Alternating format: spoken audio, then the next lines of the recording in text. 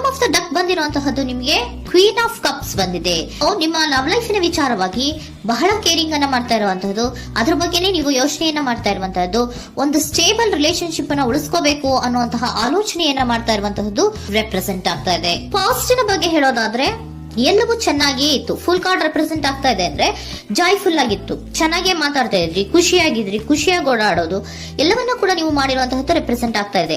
ಆದ್ರೆ ನೀವು ಯಾವಾಗ ಸೀರಿಯಸ್ ಆಗಿ ಕಮಿಟ್ಮೆಂಟ್ ಅನ್ನ ಕೇಳೋದಕ್ಕೆ ಶುರು ಮಾಡ್ತಿರೋ, ಅಥವಾ ನೀವ್ ಯಾವಾಗ ಸ್ವಲ್ಪ ಚೇಂಜಸ್ ಗಳನ್ನ ಮಾಡ್ಕೋ ಅಂತ ಹೇಳೋದಕ್ಕೆ ಶುರು ಮಾಡ್ತಿರೋ, ಅಥವಾ ನೀವು ಸ್ಪಷ್ಟವಾಗಿ ನಿಮ್ಮ ಲವ್ ಲೈಫಿನ ವಿಚಾರವಾಗಿ ಹೀಗೆ ಇರ್ಬೇಕು ಅಂತ ಯಾವಾಗ ಒಂದು ಗಡಿಗಳನ್ನ ಹಾಕೋಕೆ ಶುರು ಮಾಡ್ತಿರೋ, ಆಗ ನಿಮ್ಮ ಲವ್ ಲೈಫಿನ ವಿಚಾರದಲ್ಲಿ ಫೀಲಿಂಗ್ಗಳು ಲೆಫ್ಟ್ ಔಟ್ ಆಗುವಂತ ಸಾಧ್ಯತೆಗಳು ಇದ್ದಿರುವಂತಹದ್ದು ನಿಮ್ಮ ಪಾಸ್ಟಿನಲ್ಲಿ ರೆಪ್ರೆಸೆಂಟ್ ಆಗ್ತದೆ. ನೀವೇನಾದ್ರೂ ಹಾಗಿರ್ಬೇಕು ಹೀಗಿರ್ಬೇಕು ಅಂತ ಏನಾದ್ರೂ ನೀವು ಅವ್ರಿಗೆ ಹೇಳಿದ್ರೆ ಅವರು ನಿಮ್ಮಿಂದ ಸ್ವಲ್ಪ ಸ್ವಲ್ಪ ದೂರ ಹೋಗಿರುವಂತಹದ್ದು ರೆಪ್ರೆಸೆಂಟ್ ಆಗ್ತಾ ಇದೆ. ಯಾಕಂದ್ರೆ ನೀವು ಖುಷಿಯಾಗಿರ್ಬೇಕು, ಸಂತೋಷ ಆಗಿರ್ಬೇಕು ಅಷ್ಟನ್ನ ಮಾತ್ರನೇ ಅವರು ಎಕ್ಸ್ಪೆಕ್ಟ್ ಅನ್ನ ಮಾಡುವಂತಹದ್ದು. ಈಗ ಸದ್ಯದ ಮಟ್ಟಿಗೆ ಅವರು ನಿಮ್ಗೆ ಯಾವುದೇ ರೀತಿಯ ಸೀರಿಯಸ್ ಕಮಿಟ್ಮೆಂಟ್ ಗೆ ಒಳಗಾಗುವಂತ ಸಾಧ್ಯತೆಗಳು ಯಾವುದು ಇದ್ದಿರೋ ಮಟ್ಟಿಗೆ ನಿಮ್ಮ ಪಾಸ್ಟ್ ನಲ್ಲಿ ರೆಪ್ರೆಸೆಂಟ್ ಆಗ್ತಾ ಇಲ್ಲ. ಈ ಪರ್ಸನ್ ಏನು ಈ 4 ಕಾರ್ಡ್ ಬಂದಿದೆಯೋ, ಈ ಪರ್ಸನ್ ಸೀರಿಯಸ್ ಕಮಿಟ್ಮೆಂಟ್ ಗೆ ಸಿಗುವಂತಹ ಸಾಧ್ಯತೆಗಳು ಇದ್ದಿರೋ ಮಟ್ಟಿಗೆ ನಿಮ್ಮ ಪಾಸ್ಟ್ ನಲ್ಲಿ ಕಾಣಿಸ್ತಾ ಇಲ್ಲ. ಆಗ ಅವರಿಗೆ ಫೀಲಿಂಗ್ ಲೆಫ್ಟ್ ಔಟ್ ಆಗಿರುವಂತಹದ್ದು, ಅವರು ಸ್ವಲ್ಪ ಸ್ವಲ್ಪ ಚೇಂಜ್ ಆಗಿ ನಿಮ್ಮಿಂದ ದೂರ ಹೋಗಿರುವಂತಹದ್ದು ಈ ಕಾರ್ಡಿನಲ್ಲಿ ರೆಪ್ರೆಸೆಂಟ್ ಆಗ್ತಾ ಇದೆ. ಅಟ್ ದ ಪ್ರೆಸೆಂಟ್ ನಲ್ಲಿ ನಿಮಗೆ ಬಂದಿರುವಂತಹ ಕಾರ್ಡ್ ಏನು, ವೀಲ್ ಆಫ್ ಫಾರ್ಚೂನ್. ಬದಲಾವಣೆಯ ಮಾರ್ಗವನ್ನ ನೀವು ಹಿಡಿಬೇಕು, ಅಂದ್ರೆ ಬದಲಾವಣೆ ಆಗ್ಬೇಕು. ನೀವು ಅವರು ಸೀರಿಯಸ್ ಕಮಿಟ್ಮೆಂಟ್ ಅನ್ನ ಕೇಳಿದಾಗ ಅವರು ನಿಮ್ಮಿಂದ ದೂರ ಹೋಗಿದ್ದಾರೆ ಅಂದ್ರೆ ನೀವೇನ್ ಮಾಡ್ಬೇಕು, ಅಟ್ ಪ್ರೆಸೆಂಟ್ ನಲ್ಲಿ ಬದಲಾವಣೆಯ ಮಾರ್ಗವನ್ನ ಹಿಡಿಬೇಕು. ಬದಲಾವಣೆಯ ಮಾರ್ಗವನ್ನ ಮಾಡ್ಕೊಳಕ್ಕೆ ಹೋಗ್ತೀರಾ, ಆದ್ರೆ ನಿಮ್ ಕೈಲಿ ಆಗ್ತಾ ಇಲ್ಲ. ಯಾಕಂದ್ರೆ ವೀಲ್ ಆಫ್ ಫಾರ್ಚೂನಿನ ಕ್ಲಾರಿಫಿಕೇಶನ್ ಕಾರ್ಡ್ ಬಂದಿರುವಂತಹದ್ದು ಯಾವುದು, ಡೆವಿಲ್ ಕಾರ್ಡ್ ರೆಪ್ರೆಸೆಂಟ್ ಆಗ್ತಾ ಇದೆ. ಡೆವಿಲ್ ಕಾರ್ಡ್ ಏನನ್ನ ರೆಪ್ರೆಸೆಂಟ್ ಮಾಡುತ್ತೆ, ಅಡಿಕ್ಷನ್ ಅನ್ನ ರೆಪ್ರೆಸೆಂಟ್ ಮಾಡುತ್ತೆ.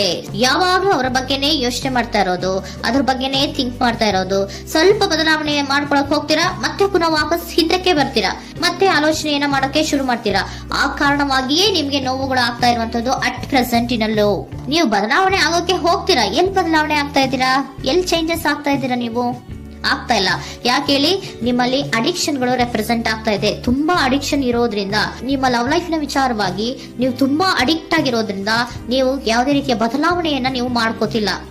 ನಿಮ್ಮ ಲವ್ ಲೈಫ್ ನ ವಿಚಾರವಾಗಿ ನೀವು ಬದಲಾವಣೆಯನ್ನೇ ಮಾಡ್ಕೋತಾ ಇಲ್ಲ. ಅವ್ರು ಕಮಿಟ್ಮೆಂಟ್ ಕೊಟ್ಟಿಲ್ಲ, ಅವ್ರು ಹೋದ್ರು ಅಂದ್ಮೇಲೆ ನೀವು ಮುಂದೆ ಬರಬೇಕು, ನಿಮ್ಮ ಜೀವನದಲ್ಲಿ ನೀವು ಮುಂದೆ ಮುಂದೆ ಬರಬೇಕು. ಸೊ ನೀವು ಮುಂದೆ ಬರಕ್ ಹೋಗ್ತೀರಾ, ಆದ್ರೆ ಅಲ್ಲೇ ಸ್ಟ್ರಕ್ ಆಗ್ತಾ ಇರುವಂತಹದ್ದು ರೆಪ್ರೆಸೆಂಟ್ ಆಗ್ತಾ ಇದೆ. ನೀವ್ ಯಾವಾಗ ಅಡಿಕ್ಷನ್ ಗಳನ್ನ ಜಾಸ್ತಿ ಮಾಡ್ಕೋತಿರೋ ಅಬ್ಸೆಷನ್ ಆಗತ್ತೆ. ಯಾವಾಗ ನಿಮ್ಮಲ್ಲಿ ಅಬ್ಸೆಷನ್ ಗಳಾಗಕ್ಕೆ ಶುರು ಆಗುತ್ತೋ ಆಗ ನಿಮ್ಮ ನೋವುಗಳು ಜಾಸ್ತಿ ಆಗುತ್ತೆ. ಕಣ್ಣೀರಿಡೋದು, ನೋವನ್ನ ಪಡೋದು, ಸಂಕಟ ಪಡೋದು, ಪದೇ ಪದೇ ನೆನಪಿಸ್ಕೊಳ್ಳೋದು, ಅಳೋದು, ಆಗದೇ ಇಲ್ವೇನೋ ನನಗೆ ಅನ್ನುವಂತಹ ರೀತಿಯಲ್ಲಿ ಅಟ್ ಪ್ರೆಸೆಂಟ್ ನಲ್ಲಿ ಕೆಲವೊಬ್ರು ಇರುವಂತಹದ್ದು ರೆಪ್ರೆಸೆಂಟ್ ಆಗ್ತಾ ಇದೆ.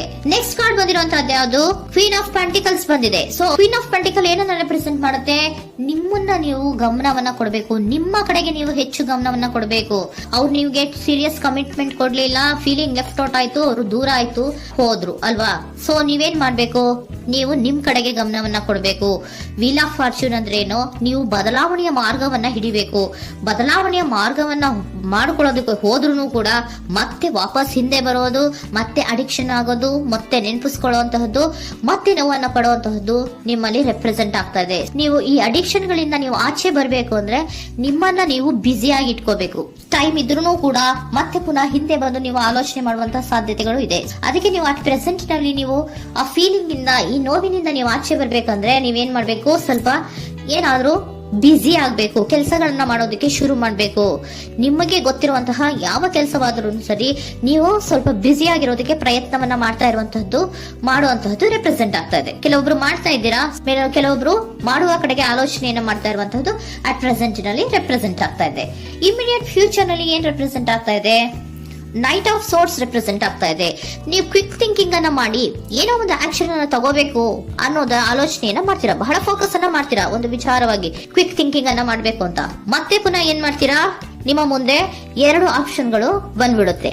ಯಾವ್ದು ಮಾಡ್ಲಿ, ಹೇಗ್ ಮಾಡ್ಲಿ, ಏನ್ ನನ್ ಕೈಲಿ ಆಗ್ತಾ ಇಲ್ವಲ್ಲ ಮರೆಯೋದಕ್ಕೆ, ಮುಂದೆ ಹೋಗೋಣ ಅಂತೀನಿ, ಮತ್ತೆ ಏನಿದು ಕನ್ಫ್ಯೂಷನ್ ಅಂತ ಮತ್ತೆ ಕನ್ಫ್ಯೂಷನ್ ಅಲ್ಲಿ ಇರುವಂತಹದ್ದು ಇಮಿಡಿಯೇಟ್ ಫ್ಯೂಚರ್ ನಲ್ಲಿ ರೆಪ್ರೆಸೆಂಟ್ ಆಗ್ತಾ ಇದೆ. ನೀವೇನ್ ಮಾಡ್ಬೇಕು, ಈ 2 ಆಯ್ಕೆಗಳಲ್ಲಿ ನಿಮಗೆ ಯಾವ ಆಯ್ಕೆ ಬೇಕು ಅನ್ನೋದನ್ನ ಫಸ್ಟ್ ಆಲೋಚನೆಯನ್ನ ಮಾಡಿ ನಂತರ ನಿರ್ಧಾರವನ್ನ ಮಾಡಬೇಕಾಗುತ್ತೆ.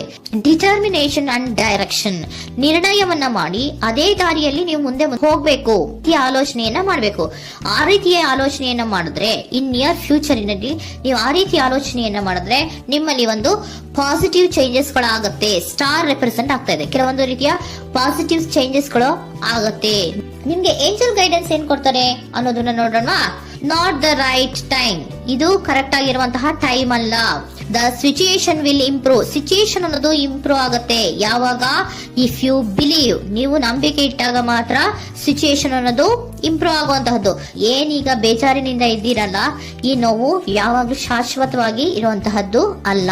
ನಾಟ್ ದ ರೈಟ್ ಟೈಮ್, ಇದು ಕರೆಕ್ಟ್ ಆಗಿರುವಂತಹ ಸಮಯ ಅಲ್ಲ. ಸ್ವಲ್ಪ ವೇಟ್ ಮಾಡು, ನೀನು ಚೇಂಜಸ್ ಮಾಡ್ಕೊಳ್ಳೋ ಕಡೆಗೆ ಹೆಚ್ಚು ಗಮನವನ್ನ ಕೊಡು, ಅಲ್ಲಿ ಚೇಂಜಸ್ ಆಗತ್ತೆ ಅನ್ನೋದನ್ನ ಏಂಜಲ್ ಗೈಡೆನ್ಸ್ ನಿಮ್ಗೆ ಕೊಡ್ತಾ ಇದ್ದಾರೆ. Surrender your full power. Your life is a calling for you to step into your full power rather than playing it small. ನೀವು ಧೈರ್ಯವಾಗಿ ಒಂದು ಹೆಜ್ಜೆಯನ್ನ ಮುಂದಕ್ಕೆ ಇಡಬೇಕು. ಸೊ ಮುಂದೆ ಹೋಗುವಂತಹ ಆಲೋಚನೆಯನ್ನ ಮಾಡಬೇಕು. ಪವರ್ ಇಂದ, ನಿಮ್ಮಲ್ಲಿರುವಂತಹ ಪವರ್ ಅನ್ನ ಯೂಸ್ ಮಾಡ್ಕೊಳ್ಳಿ. ಯಾಕೆ ನನ್ನಲ್ಲಿ ಏನಿಲ್ಲ, ನನ್ನ ಕೈಲಿ ಏನೂ ಆಗಲ್ಲ ಅಂತ ಯಾಕೆ ಕೂತಿದ್ದೀರಾ? ನೀವು ಏನ್ ಮಾಡ್ಬೇಕು, ಬಹಳ ಧೈರ್ಯದಿಂದ ಮುಂದಕ್ಕೆ ಹೋಗಿ ಅನ್ನೋದನ್ನ ನಿಮ್ಗೆ ಸರೆಂಡರ್ ಕಾರ್ಡ್ಗಳು ಕೂಡ ಹೇಳ್ತಾ ಇದ್ದಾರೆ.